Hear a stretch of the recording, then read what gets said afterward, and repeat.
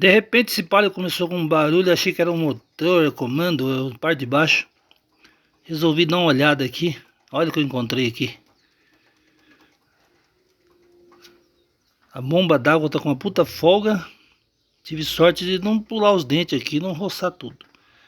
Beleza, fica a dica aí. Barulho no motor. Tira a proteção da correia dentada e dá uma olhada aqui na parte da transmissão aqui, beleza?